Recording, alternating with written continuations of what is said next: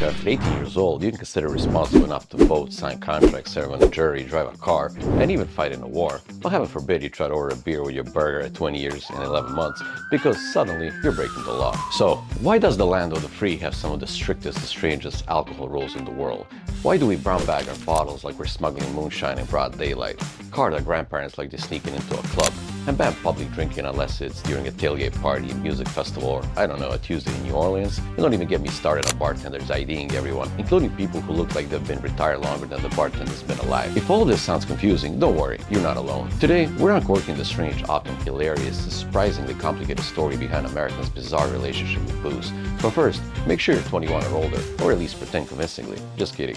Mostly. Let's pour into it. Let's start with the big question. Why is the legal drinking age in America 21? 21? It's not because of some ancient tradition or a deep moral stance. Nope. It all comes down to one thing: federal highway money. Here's what happened. Back in the 1970s, some states had the drinking age set at 18, some at 19, some at 21. It was all over the place. Young people would drive across state lines just to drink legally, and not surprisingly, drunk driving accidents skyrocketed. Enter 1980s, a group called Mothers Against Drunk Driving, MADD, started pushing hard for change.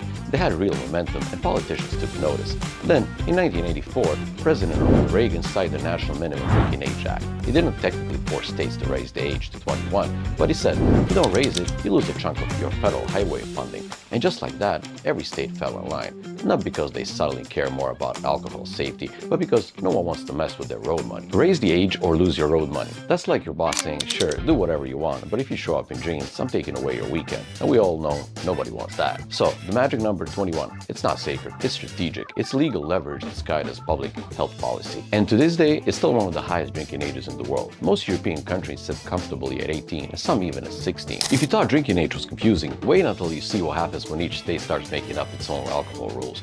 Because in America, booze laws aren't just weird, they're patchwork, contradictions, quirks, and straight up head-scratchers. Let's start with this. Some counties in the US are still dry, as in, you legally can't buy alcohol there at all. Yes, this is a real life, not some old movie plot. Then, there are Sunday laws, also known as blue laws. In some states, you can't buy alcohol before noon on Sundays, because apparently you should be at the church, not at the liquor store. In Indiana, convenience stores are allowed to sell warm beer, but not cold beer. You can walk out with a six-pack, but if it's chilled, that's illegal. Don't ask why, no one really knows. In Utah, the alcohol content of dry beer is capped, and bars used to have something called a Zion curtain, a glass wall to hide bartenders while they pour drinks, so no one could see alcohol being mixed, because clearly, watching someone make a cocktail leads to moral decline. Then, there's Pennsylvania, where you can walk into one store and buy everything. Beer is sold in beer stores, liquor is sold in state-run stores, and wine might require a scavenger hunt.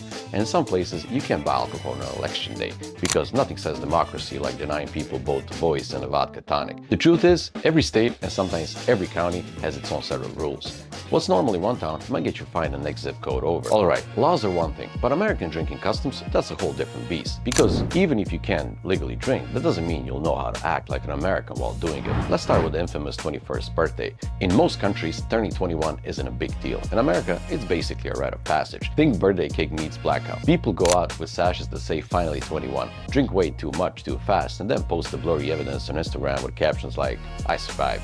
Then, there's the art of drinking games, beer pong, flip cup, King's Cup, practically a national sport on college campuses. And let's not forget the sake of pregame. That's when people drink before they go out to drink, usually because buying drinks at the bar is outrageously expensive. Nothing says financial planning like taking 5 shots in your friend's kitchen before heading out. Foreigners often stumble here. Ordering wine at a college house party, instant confusion. Not knowing the difference between a shot, a chaser, and a double, that'll raise some eyebrows. And casually sipping a drink without a solo cup, risky behavior. And then there's tailgating. If you never had a beer at 10 a.m. in a stadium parking lot while grilling hot dogs next to strangers in matching jerseys, have you truly experienced America? Whole drinking vibe is very social, very ritualized, and very, very red, white, and buzzy. Now, let's talk about one of the weirdest parts of drinking in America. The open container laws. In many parts of the world, it's totally normal to walk down the street with a beer, sit in a park with a bottle of wine, or enjoy a drink at the beach. In America, that's a legal gamble. Open container laws make it illegal to have an open alcoholic drink in public spaces, sidewalks, parks, and even some beaches, depending on the state or city. So, what people do? They hide it. Enter the brown paper bag, universal symbol for, yes, this is totally not alcohol, officer. It's this strange game of pretend, as if the police will notice you're sipping tequila out of a McDonald's cup because it's technically covered. The funny part, in some places cases, these laws are strictly enforced. In others, no one seems to care, especially if it's a festival, parade, or tailgate party. Try drinking a beer in a park in one city and you'll get a ticket. Do the same thing 5 miles away and someone will hand you a second drink. And then there's Las Vegas and New Orleans, two places that said, you know what, forget it, just let people drink. So it's not really about the alcohol, it's about where, when, and how visibly you're enjoying it. As long as you are discreet or happen to be in the right zip code, you're golden. Otherwise, the beer could cost you a fine. It's not alcohol is fine, just keep it a secret, keep it safe. America has this weird double personality when it comes to alcohol. On one hand, we treat it like a dangerous substance that needs to be regulated, hidden, and restricted. On the other hand, we glorify it in ads, movies, music, college life, you name it.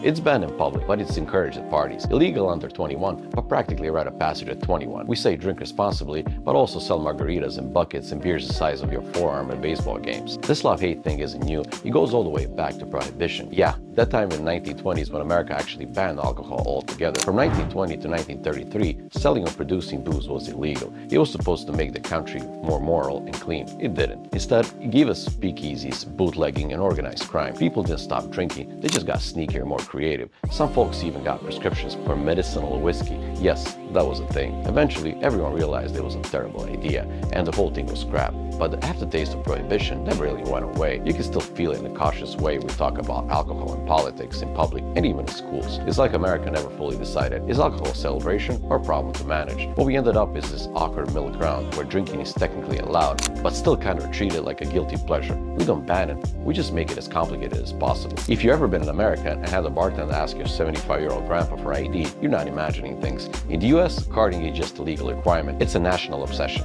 Unlike many countries where servers use common sense, in America, if you look under 40, sometimes even under 80, you're getting carded. Doesn't matter if you got gray hair, a walker, and a birthday in 1940s. No ID, no drink. Why? Liability. Bars, restaurants, and stores can get hit with huge fines, or even lose their license if they serve someone underage. So instead of taking chances, they card everyone. It's less about doubt and more about covering their behinds. And don't think looking obviously over 21 helps. Americans have a saying, if you're not sure, card him. If you're sure, card him anyway. This leads to some funny situations. Terrorists get confused, older people get flattered or offended, and first-time visitors from Europe or Latin America are like, why is this 19-year-old bartender asking my 60-year-old dad for ID?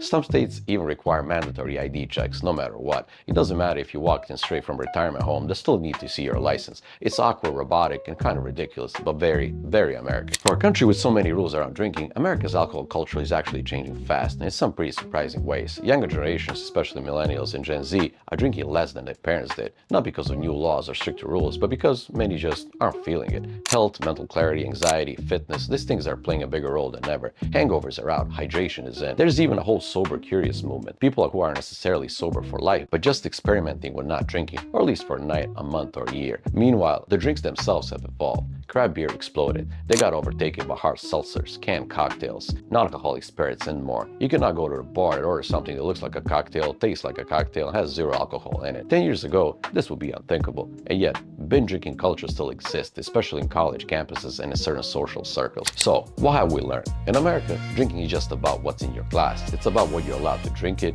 where you're allowed to drink it, how you're supposed to drink it, and whether or not someone's going to ask your grandma for ID. It's a weird mix of rules, rituals, contradictions, and cultural clashes. One foot stuck in prohibition era thinking, the other foot doing beer pong in someone's backyard. But that's the thing about America. It's complicated, inconsistent, and sometimes makes no sense, but it's also constantly evolving. And that includes the way we drink. So whether you're team solo cup, team sober curious, or just trying to figure it out if you can legally sip a beer in a park without getting fined, welcome to America Drinking Experience. Or now understand why your bartender carded your great aunt, go ahead and like the video, drop a comment with your weirdest alcohol moment in the US, and hit that subscribe button. I don't take tips here, but I'll take your like, share, and follow. Cheers, and remember, in America, always bring your ID, and maybe a brown paper bag, just in case.